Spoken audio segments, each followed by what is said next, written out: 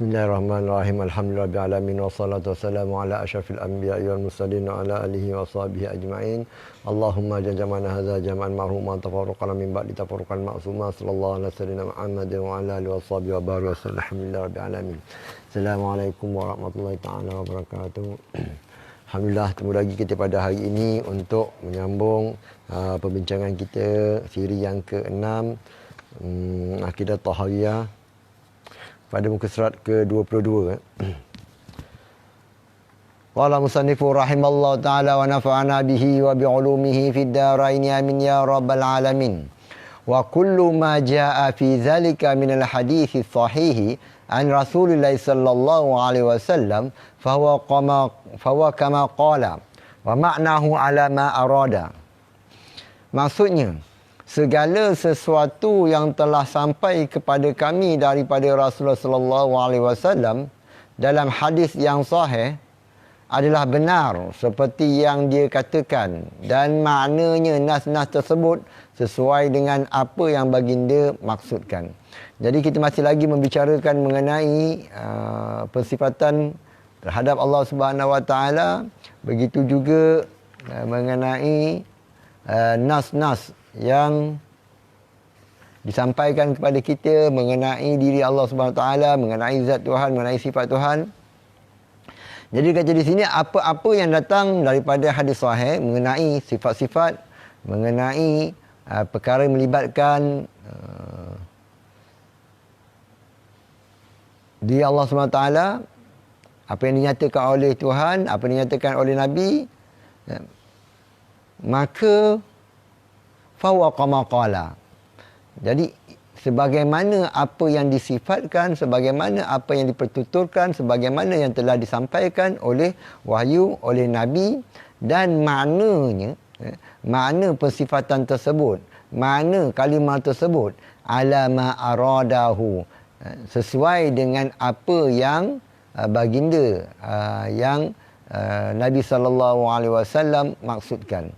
Jadinya seandainya perkara-perkara yang melibatkan perkara-perkara yang melibatkan mutasyabihat, perkara-perkara yang berlaku kesamaran pada zahirnya, maka maknanya, makna bagi kalimah tersebut, ayat tersebut diserahkan kepada Allah Subhanahu Wa Taala, kepada Nabi, apa yang Nabi maksudkan. Lalu kata pengarang di sini, wala nadkhulu fi zalika muta'awwilina bi ara'ina wala tamutawahimina bi ahwa'ina fa innahu ma salima fi dinihi illa man sallama lillahi azza wa jalla wa bi rasulihi sallallahu alaihi wasallam wa radda ilma mashtabaha alaihi ila alimihi. Ada susu buat susu ya. Koi buat susu adik koi. Koi. So, lalu buat susu kak? Ngantuk Sini, bab-bab. Lomel. Yalah, ada situ ah.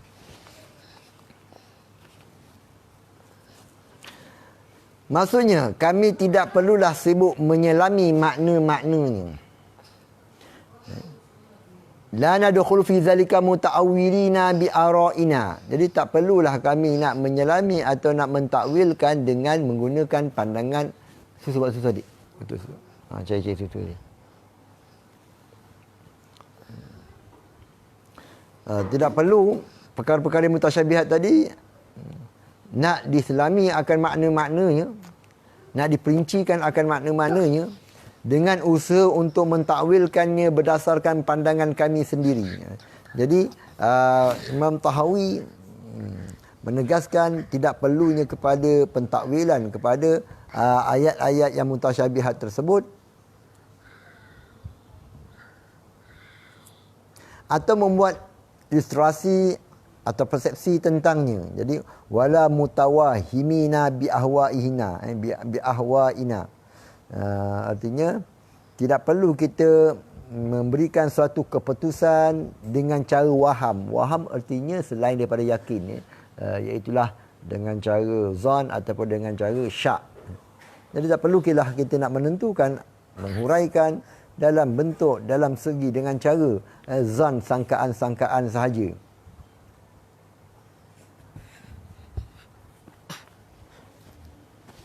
Sesungguhnya tidak ada yang selamat dalam agamanya melainkan orang yang menyerahkan sepenuhnya kepada Allah dan Rasulullah serta mengembalikan pengetahuan nas-nas yang mutasyabihat kepada yang maha mengetahui akan makna-maknanya. Jadi jelas pada ayat ini, pada teks ini, Imam Tahawi berpegang kepada konsep salaf, iaitulah mentafwidkan akan makna-makna mutasyabihat tadi kepada Allah Subhanahu Wa Taala tanpa perlu ditakwilkan. Ini cerita atau ini kes bab yang masyhur diperbahaskan, dan juga saya pernah ceritakan sebelum ini mengenai nas-nas mutasyabihat. Ahlussunnah wal Jamaah terbahagi kepada dua kelompok secara umumnya, iaitulah kelompok pertama iaitulah kelompok khalaf. Kelompok khalaf iaitulah kelompok yang mentakwilkan secara khusus, makna yang khusus, mentakwilkan makna ayat-ayat mutasyabihat. Sifat-sifat mutasyabihat tadi ditakwilkan kepada makna yang khusus yang sesuai dengan penggunaan bahasa Arab. Dengan maksud yang lainnya, mereka mentakwilkan ayat-ayat, mentakwilkan sifat-sifat tersebut menggunakan kaedah bahasa Arab yang sesuai dengan ijtihad mereka. Ijtihad mereka berdasarkan dengan kaedah bahasa Arab. Dalam masa yang sama, takwilan-takwilan mereka itu bukannya bersifat qat'i, bukan bersifat yakiniah, bahkan sekadar ijtihad mereka, sekadar zanniyah mereka. Apa maksud sekadar zanniyah? Kemungkinan makna yang dikehendaki adalah makna yang lain. Namun mereka mentakwilkan nas-nas mutasyabihat tadi berdasarkan kaedah-kaedah bahasa Arab, yang mana punca asalnya segi zahir makna ayat-ayat tersebut, nas-nas tersebut tadi membawa kepada kekurangan kepada Allah Subhanahu Wa Taala, membawa kepada penyamaan pensifatan yang sama antara makhluk dan juga Tuhan. Oleh kerana itulah golongan-golongan khalaf mentakwilkan akan nas-nas tersebut. Golongan yang kedua pula iaitulah golongan yang lebih awal, golongan yang lebih aslam, golongan yang lebih selamat. Berbanding dengan golongan pertama tadi. Golongan pertama itulah golongan yang lebih akal. Apa maksud yang lebih akal? Bukan maksudnya dia lebih cerdik, tidak. Bermaksud akal di situ ialah hujahan yang amat sesuai, pendetilan, penghuraian yang amat sesuai apabila bertemu ataupun melibatkan perbincangan bersama mereka-mereka yang golongan-golongan yang mu'attilah ataupun golongan-golongan yang musyabbihah. Maka pada ketika itulah pandangan-pandangan khalaf itulah lebih akal. Adapun pandangan yang aslam, iaitulah pandangan salaf, seperti yang dinyatakan oleh Imam Tahawi ini, mereka tidak mentakwilkan akan nas-nas tersebut, bahkan mereka mentafwidkan. Maksud tafwid di sini ialah tafwidkan akan makna tersebut kepada Allah Subhanahu Wa Taala tanpa mentakwilkan, dan takwilannya adalah tafsirannya adalah memperlalukan apa yang dibawakan oleh wahyu tanpa mereka mendetailkan dengan huraian-huraian sendiri. Jadi memperlalukan perkataan-perkataan tersebut, maknanya diserahkan kepada Allah Subhanahu Wa Taala. Ini yang dimasukkan dengan tafwid makna. Bukan yang dimasukkan di sini tafwid kaifiat. Sebagaimana yang setelah saya nyatakan sebelum ini, yang dimasukkan bukan bermaksud tafwid kaifiat. Kaifiat bermaksud miqdar. Kaifiat bermaksud ciri-ciri bagi makhluk. Adapun tafwid kaifiat bermaksud hakikat, ini ittifaq. Ittifaq antara golongan-golongan seperti Taimiyah dan juga Ahlussunnah Asy'ariyah Maturidiyah. Semuanya sepakat bahawasanya kaifiat yang bermaksud hakikat itu hanya Allah Taala saja yang tahu. Itu tak dapat dinafikan, dan ini bukan mahalun niza', bukan mahal tempat pertikaian khilaf antara Ahlussunnah Asy'ariyah Maturidiyah dan juga golongan-golongan lain. Namun yang jadi pertikaiannya antara Asy'ariyah Maturidiyah bersama dengan golongan-golongan Taimiyah, iaitulah kaifiyah bermaksud hakikat, bermaksud miqdar ataupun hay'atun rasikhah. yang merupakan ciri-ciri bagi makhluk. Itu yang kami itu jadi mahal nizaknya. Kita tidak mengisbatkan kaifiat tersebut bagi Allah Subhanahu Wa Taala. Adapun kaifiat dengan maksud hakikat, ya kami semua isbatkan. Ahlussunnah mengisbatkan kaifiat Tuhan itu ada kaifiat dengan maksud hakikat. Sifat Tuhan ada hakikat, zat Tuhan ada hakikat. Itu tak jadi perbincangan, tak jadi perkhilafan, tak jadi sebagai mahal nizak kita. Lalunya golongan-golongan salaf itu mereka mentafwidkan akan makna, menyerahkan akan makna kepada Allah Subhanahu Wa Taala. Inilah golongan-golongan yang paling paling aslam. Paling aslam di sini perlu diketahui antara tafwid dan juga takwil ini. Sebahagian ulama mentarjihkan khalaf. Sebahagian ulama pula yang lain mentarjihkan akan salaf. Walaupun antara salaf dan juga khalaf, mereka sepakat adanya takwil, takwil umum. Takwil umum antara khalaf dan juga salaf tetap mengambil takwil umum. Apa maksud takwil umum? Takwil umum artinya contoh perkataan yad diisbatkan bagi Tuhan bukanlah bermaksud tangan anggota, bukan bermaksud juzuk bagi anggota. Itu semua ditakwilkan, artinya dipalingkan, bukan bermaksud yad dengan maksud tangan anggota. Sepakat antara khalaf dan juga salaf. Yang jadi khilafnya, salaf selepas mereka berpegang kepada takwil umum, lalu mereka menyerahkan makna yad, makna tangan itu kepada Allah Subhanahu Wa Taala. Berbeza dengan khalaf. Khalaf pula mentakwilkan yad itu dengan maksud kekuasaan. Jadi sebagai ulama ada yang mentarjihkan akan salaf. Kalau kita lihat Imam Ghazali rahimahullah ta'ala, Imam Ghazali mentarjihkan akan salaf. Dan bahkan Imam Ghazali mengatakan orang-orang awam sepatutnya para pemerintah juga sepatutnya memukakan ataupun mendedahkan pandangan ataupun pegangan-pegangan salaf itu, iaitulah mentafwidkan makna kepada Allah Subhanahu Wa Taala. Itulah yang sesuai bagi orang-orang awam. Ini pandangan Imam Ghazali rahimahullah taala. Dalam masa yang sama pula Imam Ghazali mengatakan takwil itu pula, takwil sesuai ataupun takwil pula berlaku kepada golongan-golongan yang tertentu, iaitulah golongan-golongan yang mempunyai golongan-golongan khususnya, itulah golongan-golongan yang arif, golongan-golongan yang alim. Warasikhuna fil ilmi yaquluna amanna, warasikhuna fil ilmi. Jadi warasikhuna fil ilmi, waw itu ataf. Wallahu wa ma ya'lamu ta'wilahu illallah. Tidak mengetahui akan takwilan nas tersebut illallah warasikhuna, kecuali Allah Taala dan juga golongan-golongan yang rasikh. Ini pandangan Imam Ghazali, maknanya waw itu waw ataf, bukan ayat baru. Jadi Imam Ghazali mengatakan orang-orang yang khusus pula, orang-orang yang alim, orang-orang yang tertentu, maka bagi orang tersebut, bagi mereka boleh ataupun berlakunya takwilan ataupun tafsiran bagi nas-nas yang mutasyabih. Adapun orang awam tidak. Orang awam yang sesuainya adalah tafwid. Namun sebagian ulama pula berpandangan lihat kepada individu-individu. Seandainya individu tersebut pada dirinya tidak berlaku waham, tidak berlaku kesamaran apabila dibacakan akan ayat-ayat mutasyabihat, maka golongan tersebut cukup mudah ataupun golongan tersebut boleh menerima dengan konsep serahkan makna kepada Allah Ta'ala. Maka pada ketika itu golongan yang ini maka tidak perlu kepada takwil.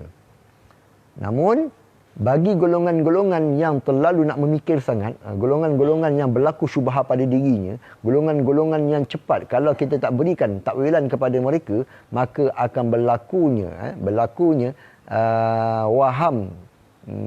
waham tashbih, waham mentashbihkan antara Tuhan dan juga makhluk pada akal orang-orang tersebut, maka pada ketika itu takwil lah yang lebih sesuai.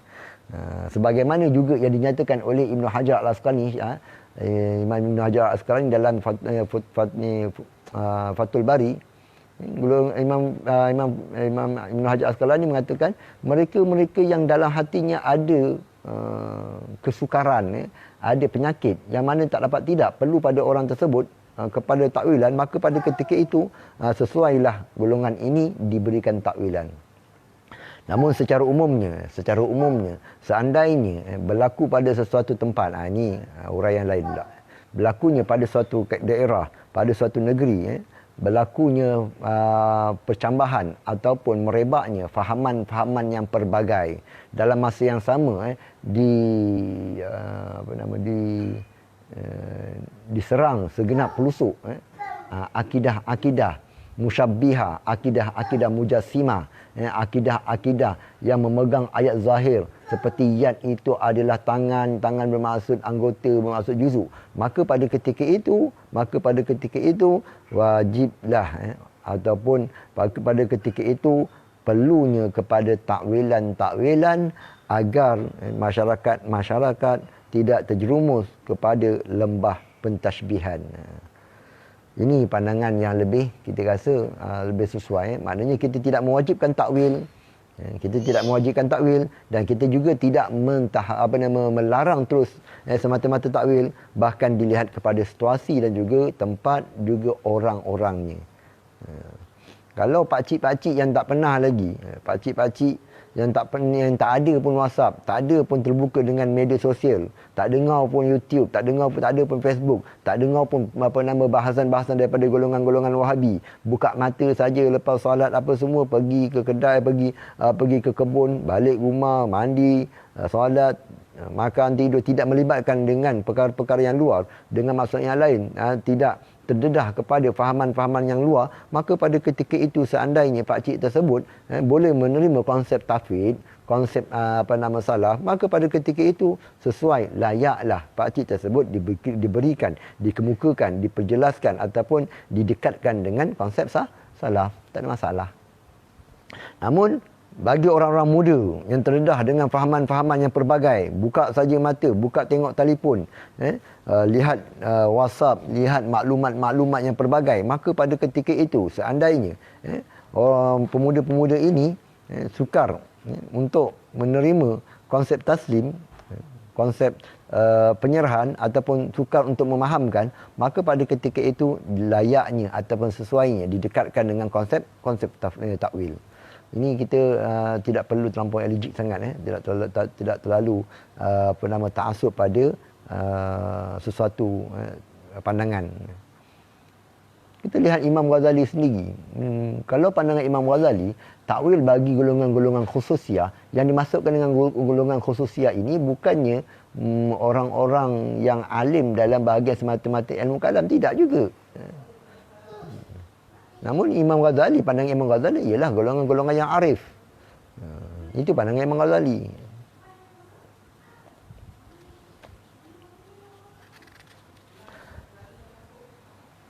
Lalu kata pengarang lagi, apa dia sini?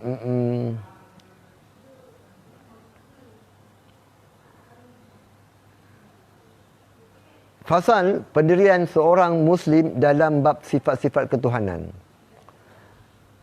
Seterusnya Al-Imam Abu Ja'far At-Tahawi berkata, wala tasbutu qadamul islami illa ala zahri taslimi wal istislami. Maksudnya seseorang Muslim tidak akan selamat tanpa mendasari diri dengan ketaatan dan juga kepasrahan.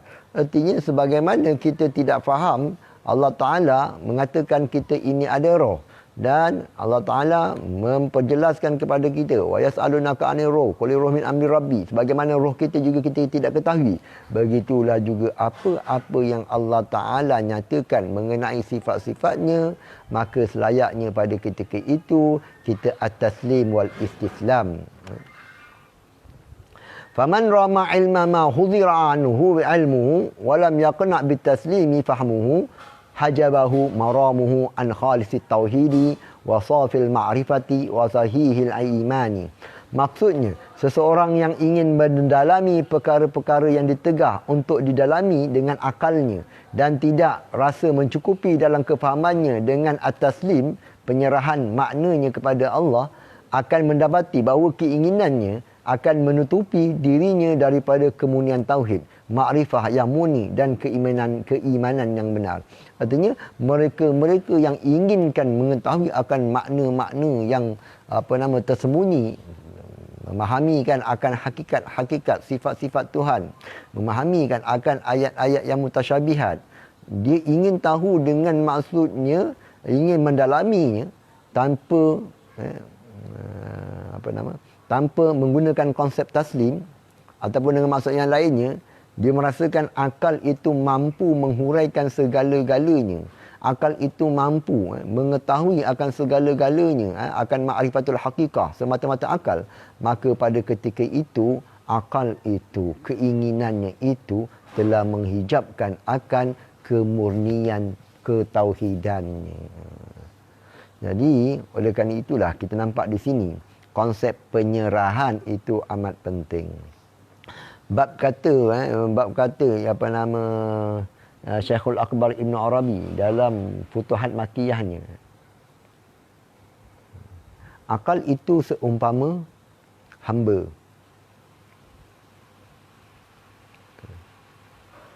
Isteri itu seumpama diri manusia. Suami itu ataupun tuan bagi hamba itu umpama syariat.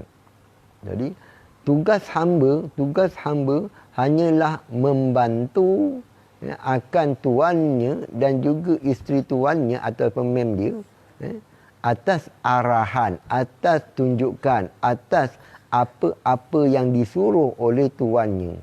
Kalau tuannya tak suruh, maka tak perlu ataupun tak boleh dia lakukan. Oleh kerana itulah kata Syekhul Akbar Ibn Arabi, akal iaitulah hamba sepatutnya meletakkan pada maqam dia ataupun kedudukannya, fungsi dia. Oleh kerana itu, kalau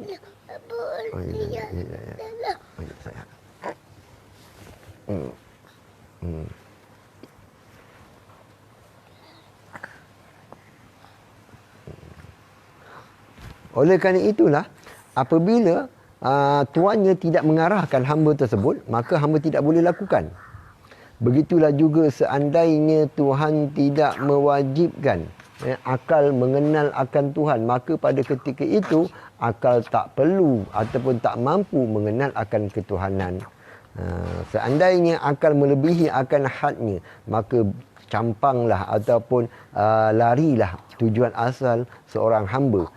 Tujuan asal bagi akal. Oleh kerana itulah kita Ahlussunnah wal Jamaah mengatakan bahawasanya kewajipan makrifah kepada Allah Subhanahu Wa Taala itu berdasarkan syarak, bukan berdasarkan akal. Oleh kerana Allah Taala suruh kita kenal dia, maka wajib kita kenal dia. Adapun sebelum dibangkitkan ataupun diutuskan para rasul-rasul, maka pada ketika itu tidak wajib kita mengenal akan Allah Subhanahu Wa Taala. Kerana akal itu ada hadnya. Tidak boleh ia mengetahui selain sekadar kemampuan yang telah diletakkan, yang telah dihadkan oleh Allah Subhanahu Wa Taala. Jadi di sininya, kata pengarang di sini, fa yatazabzabu bainal kufri wal imani wa tasdiqi wa tasdiqi wa takzibi wal ikrari wal inkari waswasan ta'ihan syakan la mu'minan musaddiqan wala jahidan mukazziban. Maksudnya, maka dia akan terumbang-ambing tazabzab antara kekufuran dan juga keimanan, antara membenarkan dan mendustakan, dan antara pengakuan dan penolakan. Dia was-was,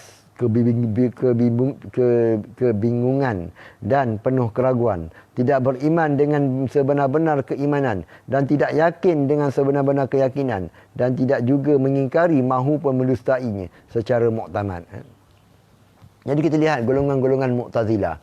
Golongan-golongan Mu'tazilah mereka mengisbatkan Allah Ta'ala Tuhan itu berkuasa. Dalam masa yang sama mereka menafikan Tuhan itu ada sifat berkuasa. Tuhan itu bersifat, Tuhan itu maha menginginkan, berkehendak. Dalam masa yang sama, mereka juga golongan-golongan Mu'tazilah ini menafikan adanya sifat iradah pada zat Tuhan. Golongan Mu'tazilah mengisbatkan Tuhan itu berkata-kata. Dalam masa yang sama mereka menafikan Tuhan itu bersifat dengan sifat perkata. Jadi itu dinamakan sebagai berbolak-balik. Macam isbat tapi macam nafi. Macam nafi tapi isbat. Jadi antara kufur dan juga keimanan. Antara keyakinan dan juga antara syak. Antara membenarkan dan antara mendustakan. Oleh kerana itu golongan-golongan Mu'tazilah ini tidaklah sepenuhnya mereka itu sesat. Mereka mengisbatkan perkara-perkara ketuhanan, iaitulah mendengar, tapi mereka menafikan akan sifat pendengar bagi Tuhan.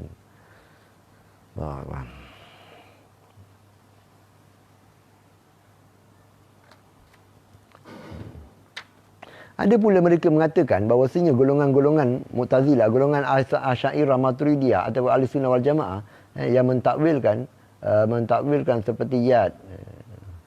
Lalu mereka mendakwa Ahlussunnah wal Jamaah Asy'ariyah Maturidiyah ini menafikan Tuhan itu ada bersifat.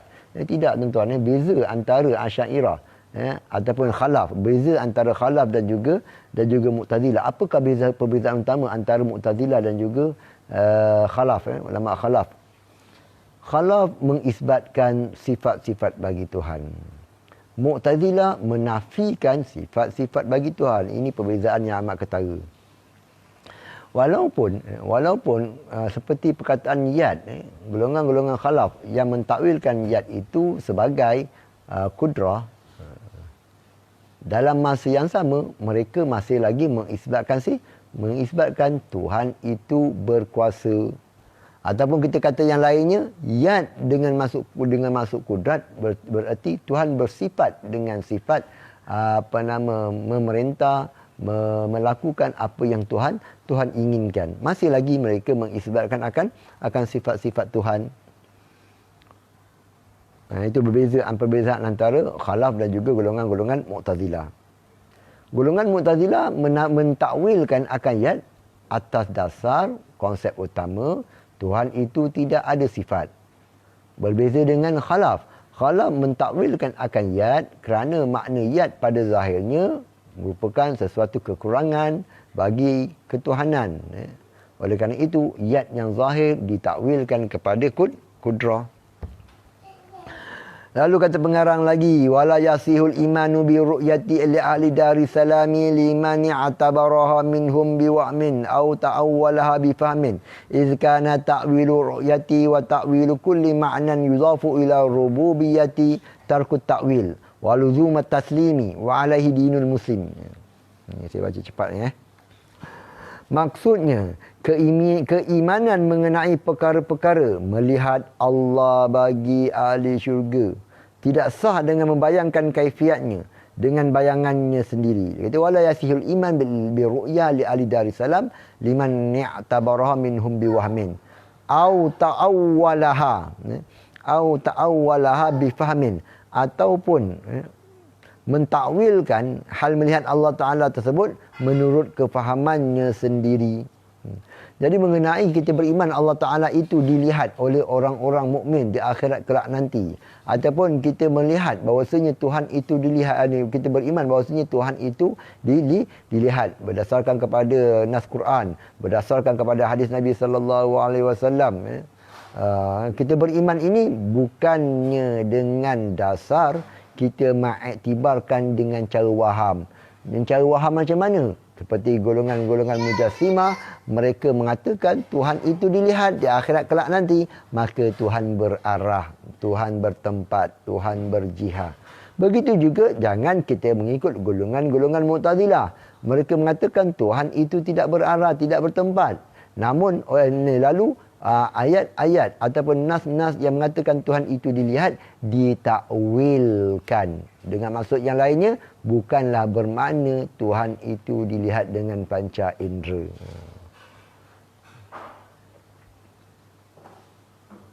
Sesungguhnya cara penafsiran sebenar tentang makna melihat Allah Ta'ala, Allah Subhanahu Wa Ta'ala, dan penafsiran sebenar bagi makna sifat yang disebabkan kepada sifat ketuhanan, nisbahkannya kepada Allah SWT, ialah dengan tidak memberi sebarang takwilan terhadap ini lebih aslam.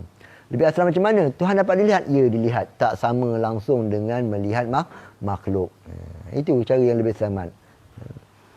Dalam masa yang sama kena ingat, menafikan, kita wajib menafikan perkara-perkara yang tak layak bagi ketuhanan. Seperti Tuhan melihat, Tuhan dilihat di akhirat kelak nanti. Bukan berarah, bukan dengan arah, bukan di kiri, bukan di atas, bukan di luar alam, bukan di dalam alam. Itu perkara yang perlu diisbatkan juga. Bukan berartinya kita tawakuf, tidak. Kena nafikan perkara-perkara tersebut. Tak boleh tawakuf dah. Itu semua perkara-perkara yang kekurangan bagi ketuhanan, maka pada ketika itu layak kita nafikan bagi ketuhanan.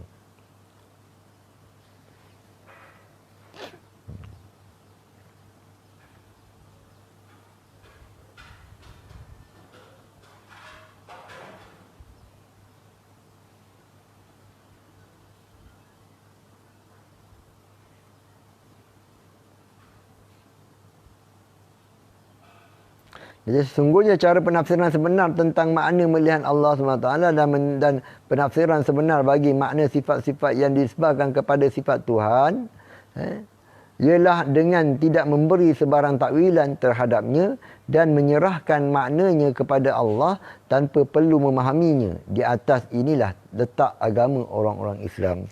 Jadi ya, agama Islam itulah dinamakan sebagai atas taslim. Apa yang Allah Ta'ala sifatkan, maka kita sifatkan. Itu konsep umumnya. Ini dinamakan sebagai agama wa alaihi dinul muslim, itulah at-taslim. Wa man lam yatawaqqan nafya wa tashbiha zalla wa lam yusibil tanziha. Maksudnya, sesiapa sahaja yang tidak menjauhi dirinya daripada fahaman menafikan sifat-sifat Allah, iaitulah golongan-golongan Mu'tazilah yang menafikan Tuhan-Tuhan itu bersifat, ataupun golongan-golongan falasifah, dan fahaman tashbih, menyerupakan sifat-sifat Allah dengan sifat-sifat makhluk, itulah golongan-golongan musyabbiha, maka dia telah pun sesat dan gagal dalam menyucikan sifat-sifat Allah Ta'ala. Jadi konsepnya macam mana? Perlunya kepada iktisad, perlunya kepada pertengahan. Tidak berlakunya ta'til, tidak berlakunya tashbih. Ta'til artinya kita memesongkan, menafikan sifat-sifat bagi Tuhan. Golongan-golongan tashbih, iaitulah mereka mengisbatkan, bahkan membawa kepada isbat tersebut, isbat dengan cara mentashbih ataupun dengan cara membawa kepada pentashbihan kepada Allah Subhanahu Wa Taala. Jadi bukannya menjadi golongan-golongan musyabbihah ataupun golongan-golongan mu'attilah. Lalu isbatkan dan nafikan perkara-perkara yang tak layak bagi Allah Ta'ala.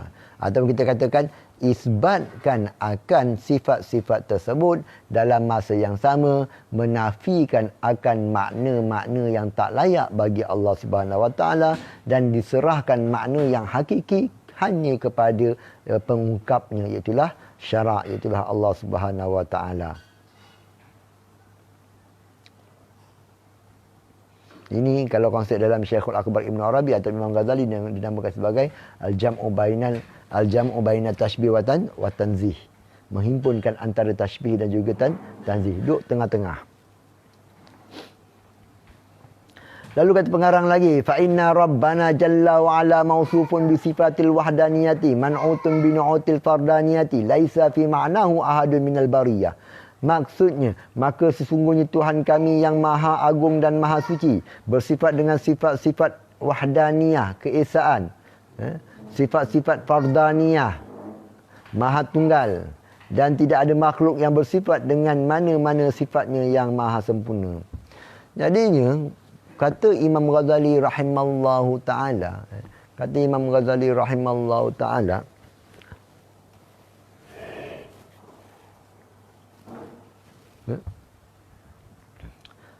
apabila Tuhan itu tidak ada langsung yang menyerupainya, dan tidak ada bandingan langsung bagi Tuhan, maka manusia itu tidak mengetahui, tidak akan memahami akan perkara-perkara selain yang pernah ditemui ataupun yang dapat dicerap, dapat dikapai oleh manusia, iaitulah makhluk-makhluk alam-alam ini. Sedangkan Tuhan itu bila tak sama, dalam masa yang sama makhluk itu tak akan faham, kecuali ada contoh, kecuali ada bandingan, kecuali ada persamaan. Maka pada ketika itulah tak layaklah, tak mampunya akal manusia untuk mengetahui akan esanya, akan sifat-sifat Tuhan, akan zat Tuhan. Sebab tak ada contoh.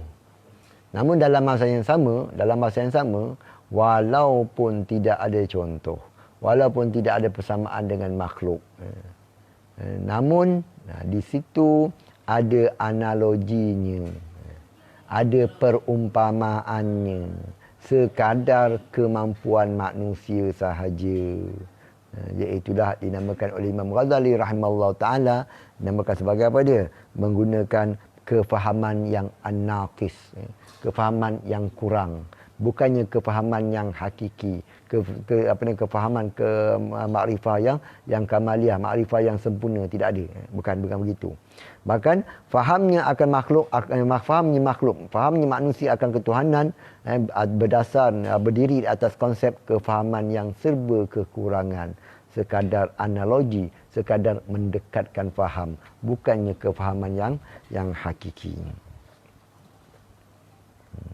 Seperti nikmat aiskrim dengan sambal belacan. Mak Saleh tak faham sambal belacan, tapi Mak Saleh faham nikmatnya aiskrim. Kanak-kanak Mak Saleh faham nikmatnya aiskrim. Jadi kita kata nikmat aiskrim je nikmat. Sambal belacan orang Melayu tanya nikmat, oh sedap betul lah. Nikmat juga kedua-dua tapi tak sama. Sama tapi tak sama. Yang samanya apa dia? Sekadar semata-mata nikmat, tanpa dikaitkan dengan sambal belacan, tanpa dikaitkan dengan aiskrim. Semata-mata faham kepada nikmat. Bahkan nikmat yang kita faham pada sambal belacan tak sama langsung nikmat yang kita faham pada ais yang disandarkan pada aiskrim. Itu contoh kan tuan. Itu pun untuk mentaqribil fahmi, untuk mendekatkan faham saja. Lalu kata pengarang lagi, menafikan sifat-sifat hudus baharu bagi Allah Ta'ala. Jadi Imam Abu Ja'far At-Tahawi berkata lagi, wa ta'ala 'anil hududi wal ghayati wal arkani wal a'dha'i wal adawati la tahwihil jihatu sittu kasairil mubtada'at. Maksudnya, ini penting tuan-tuan, ambil perhatiannya. Maksudnya maha suci Allah Ta'ala daripada memiliki batasan hudud. Jadi Tuhan tidak ada had. Kesempurnaan Tuhan itu tidak ada had. Tuhan itu tidak memiliki batasan atau sempadan ukuran, akan tidak ada ghayat. Ini penting diketahui. Oleh kerana itu kita mengatakan Tuhan bukan di dalam alam, Tuhan bukan di luar alam. Kalau kita katakan Tuhan itu di luar alam, maknanya zat Tuhan itu ada batasannya. Jadi zat Tuhan itu hanya di luar alam, tidak sampai kepada masuk ke dalam alam. Jadi bila sebut saja tidak masuk, tidak sampai ke dalam alam, bermakna adanya batasan bagi zat Tuhan. Itu bagi zat, begitu juga dengan sifat. Jadinya kesimpulannya Tuhan itu sama ada zatnya ataupun segala sifat-sifatnya tidak ada had. Apabila kita mengatakan Tuhan itu bertempat, maka Tuhan itu adanya had. Begitu juga ada ghayat. Ghayat artinya batasan, sempadan, ukuran. Wal arkani, dan daripada memiliki bahagian-bahagian, wal a'dha'i, dan juzuk-juzuk tubuh badan. Lalu kita mengatakan Tuhan itu tidak berjuzuk-juzuk, Tuhan itu tidak bertubuh, Tuhan itu bukannya miqdar, Tuhan itu bukannya ukuran. Wal adawat, dan Tuhan itu bukannya alat-alat berorgan dan sebagainya. Ini perkara yang mustahil bagi ketuhanan. La tahwihil jihatu sittu. Tidak meliputi ataupun di sini apa? La tahwi jihatu sittu. Anggota tu baru posisi yang 6 sudut seperti mana makhluk-makhluk baharu yang lain. Jadi Tuhan itu tidak berada di jihah yang 6 seperti makhluk-makhluk yang lain. Lalu kita tidak mengatakan apa jihad 6? Kanan, kiri, depan, belakang, atas, bawah, 6. Jadi Tuhan bukannya di kanan kita, Tuhan bukan di kiri kita, Tuhan bukan di atas kita, Tuhan bukan di bawah kita, Tuhan bukan di depan kita, Tuhan bukan di belakang kita. Namun ini yang dinyatakan oleh Imam Fakhruddin Ar-Razi juga dalam kitab Asasul Taqdis. Namun Imam Syekh Ibn Taimiyah mengkritik semula pandangan Imam Razi. Lalu Ibn Taimiyah mengatakan jihad bila dikaitkan dengan alam, dia bukan 6, dia hanya 2, iaitulah jihad atas dan juga jihad bawah. Jihad bawah itu ialah kerak bumi, tu paksi bumi, tengah-tengah bumi tu, teras bumi lah. Teras bumi itu ialah jihad bawah. Jihad atasnya ataupun sudut atasnya iaitulah luar alam. Artinya bila sebut ni bumi, dia ada teras di tengah, maka yang keluar daripada bumi maka mula atas. Jadi ke kanan ke kiri semuanya dinamakan sebagai atas. Ini yang dinyatakan oleh Ibn Taimiyah. Lalu kita katakan jihad, sama ada kita katakan jihad sitah bagi manusia ataupun kamu nak katakan jihad yang 2, iaitulah jihad atas jihad bawah bagi alam, iaitulah bagi alam keseluruhan maya ini, tetap Tuhan itu tidak berarah. Kerana bila Tuhan itu berarah, bermakna Tuhan itu ada had, Tuhan itu adanya rayah, Tuhan itu bertempat. Bila bertempat, Tuhan itu berjuzu. Walaupun kamu tidak mengatakan Tuhan itu tidak bukan berjisim. Jadi bila sebut saja Tuhan itu bertempat, maka akan membawa kepada berjuzu. Sama ada kamu nak mengatakan itu berjisim atau tidak, tetap dinamakan sebagai berjuzu. Jadi bila perkara yang berjuzu ini merupakan berbilang bagi ketuhanan. Ini perkara-perkara yang mustahil. Ini perbincangan yang cukup panjang apabila membicarakan perkara-perkara yang salbiah bagi Allah Subhanahu Wa Taala. Bab, kata pesanif lagi, bab al-Isra' wal Mi'raj. Ya sayang. Duduk.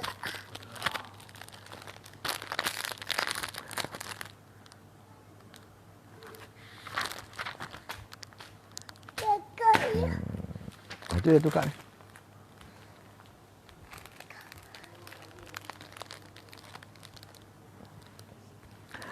Bab al-Isra' dan al-Mi'raj. Dan al-Imam Abu Ja'far At-Tahawi berkata lagi, wal mi'raju haqqun wa qad usriya bin Nabi sallallahu alaihi wasallam wa uriya bi syakhsihi fil yaqazati ila as-sama'i summa ila haitsu syaa Allah min al-ula wa akramahu Allah bima syaa wa waha ilahi ma awha ma kadzaba fuadu ma ra'a fa sallallahu alaihi wasallam fil akhirati wal ula. Maksudnya peristiwa al-Isra' adalah Isra' Mi'raj. Peristiwa al-Mi'raj adalah benar. Wal mi'raju haqqun. Jadi membicarakan tentang Isra' dan Mi'raj. Apa itu Isra'? Isra' ialah asra. Subhanallazi asra bi'abdihi. Asra artinya kalau Sarah berjalan malam, kalau Asra memperjalankan malam. Bermakna Allah Taala memperjalankan Nabi Muhammad sallallahu alaihi wasallam di waktu malam. Subhanallazi asra bi'abdihi lailan minal masjidil haram ila masjidil aqsa. Jadi subhanallazi asra bi'abdihi, maha suci Tuhan yang memperjalankan bi'abdihi dengan hamba-Nya. Minal masjidil haram ila masjidil aqsa. Daripada Masjidil Haram kepada Masjidil Aqsa. Isra'. Isra' berjalan malam daripada Masjidil Haram ke Masjidil Aqsa. Mi'raj pula uruj. Uruj artinya menaik, menangga. Uruj artinya daripada Baitul Maqdis ke Sidratul Muntaha, naik ke langit pertama, kedua, tiga, sampailah ke atas sana. Itu dinamakan sebagai Mi'raj.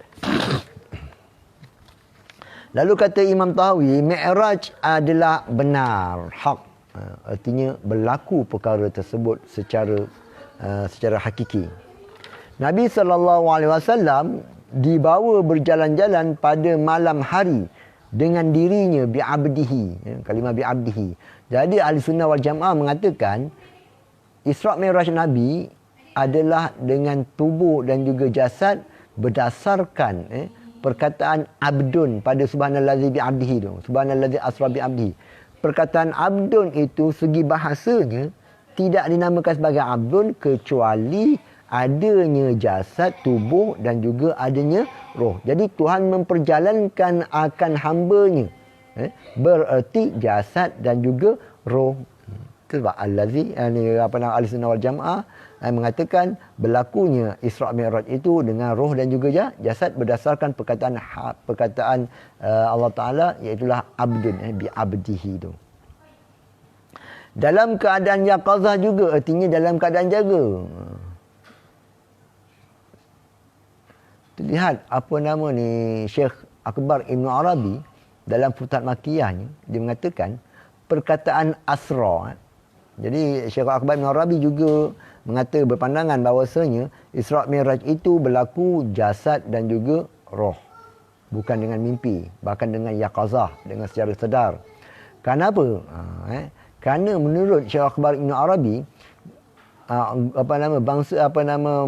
masyarakat Arab, adat mereka apabila mereka nak berjalan satu tempat kepada suatu tempat, perjalanan mereka adalah di waktu malam. Kerana waktu malam itu tidak terlalu panas terik, maka mereka akan berjalan di waktu malam. Jadi perkataan ayat asra, memperjalankan malam, bererti bila berjalan malam membawa maksud secara yaqazah.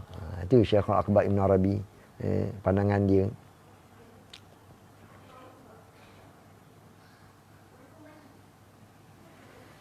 Berbeza pula dengan sebahagian ahli sunnah juga, seperti mana pandangan Sayyidatina Aisyah, bahawasanya Nabi SAW Isra' Mi'raj secara mimpi, atau secara roh. Hadis yang dinyatakan oleh Sayyidina Aisyah itu sebenarnya tidak bertentangan dengan nas-nas yang lain, kerana sebenarnya Isra' dan Mi'raj itu bukan berlaku sekali. Dengan maksud yang lain macam mana? Ada ketika berlakunya Isra' dan Mi'raj itu, yang sebagaimana dipegang oleh jumhur ahli sunnah, iaitulah secara yaqazah, jasad dan juga tubuh. Jasad dan juga roh. Dan berlaku juga selepas daripada itu, Isra' dan Mi'raj berlaku juga secara roh. Jadi berlaku secara roh saja, ini juga berlaku. Inilah yang dibawa ataupun yang dipegang, yang dinyatakan oleh Sayyidatina Aisyah. Jadi tak ada masalah. Artinya perkara tersebut khilaf, namun yang lebih rajahnya ialah berlaku roh dan juga jasad. Sebab apa? Kita dapat mentaufikkan, dapat kita menggabungkan nas-nas yang mengatakan dengan jasad dan roh, dan nas yang mengatakan dengan roh saja. Kita dapat taufikkan nas-nas tersebut. Jadi tak ada masalah.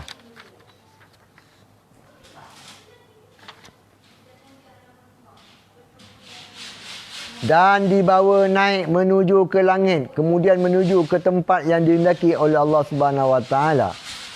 Allah memuliakan baginda sallallahu alaihi wasallam dengan cara yang dikehendakinya.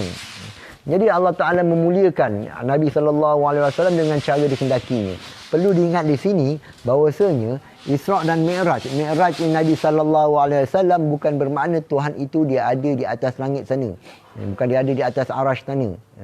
Sebagaimana kita dengar golongan-golongan yang pendakwa salafi ini, mereka mengatakan, buat apa kalau Allah Ta'ala nak bawa Nabi ke atas langit kalau Tuhan tidak ada di sana? Apa tujuan dia?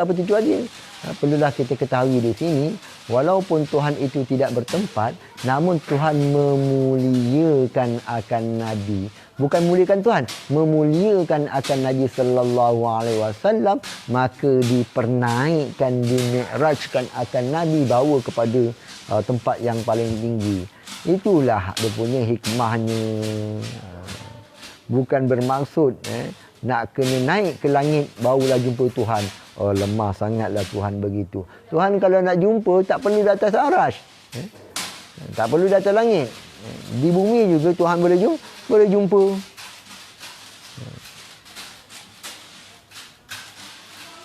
Begitu juga dengan Nabi Musa alaihissalam.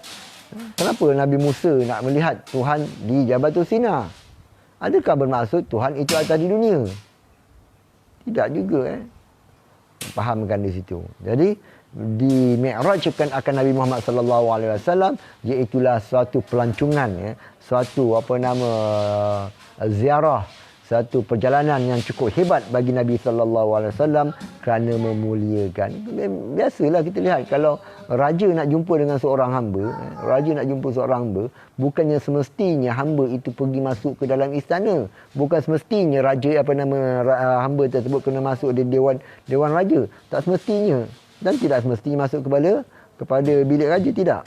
Namun untuk kemuliaannya maka dijemputkan hamba tadi berjumpa ataupun menghadap raja di singgah sananya. Bedanya apa dia? Raja bertempat, Tuhan tidak bertempat.